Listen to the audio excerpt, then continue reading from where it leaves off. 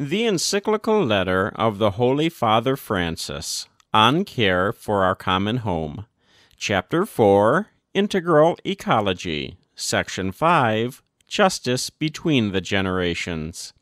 Translated by the Vatican, read by Frank Blissett.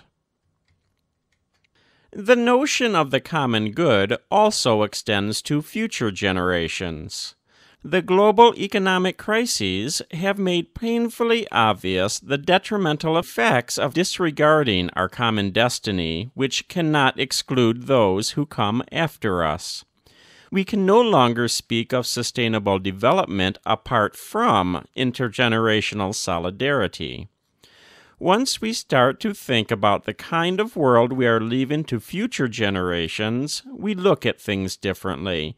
We realize that the world is a gift which we have freely received and must share with others.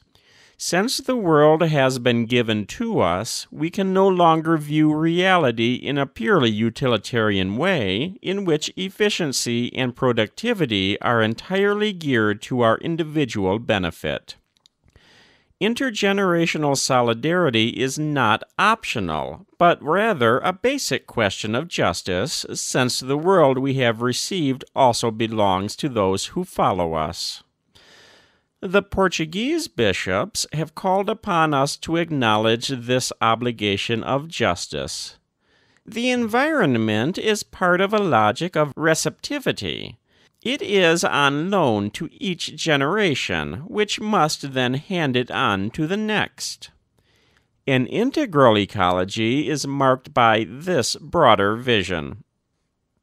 What kind of world do we want to leave to those who come after us, to children who are now growing up? This question not only concerns the environment in isolation. The issue cannot be approached piecemeal. When we ask ourselves what kind of world we want to leave behind, we think in the first place of its general direction, its meaning, and its values. Unless we struggle with these deeper issues, I do not believe that our concern for ecology will produce significant results. But if these issues are courageously faced, we are led inexorably to ask other pointed questions. What is the purpose of our life in this world? Why are we here? What is the goal of our work and all our efforts? What need does the earth have of us? It is no longer enough, then, simply to state that we should be concerned for future generations.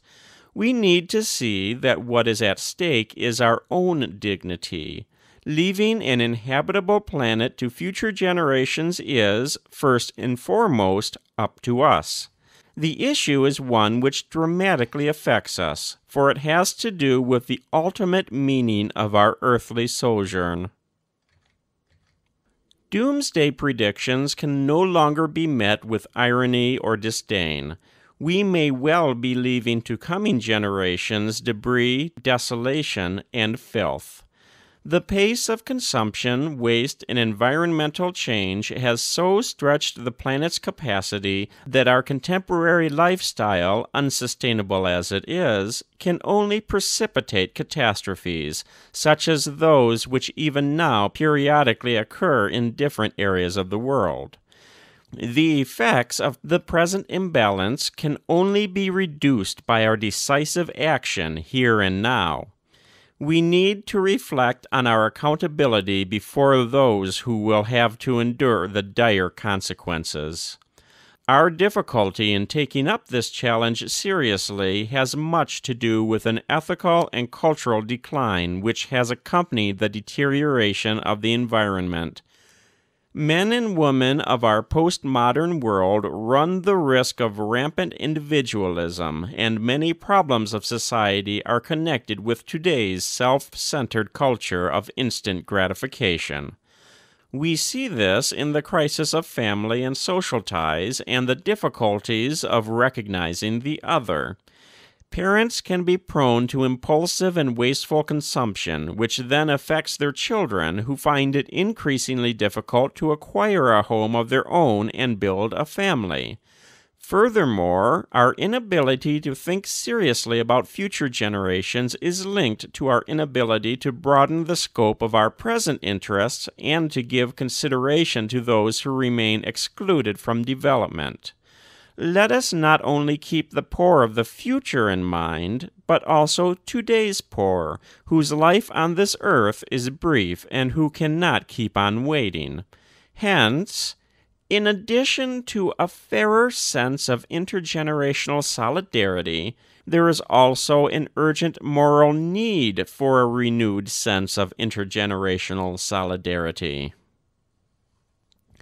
That was Section 5, Justice Between the Generations, from Chapter 4, Integral Ecology, from the Encyclical Letter of the Holy Father Francis on Care for Our Common Home, translated by the Vatican, read by Frank Blissett.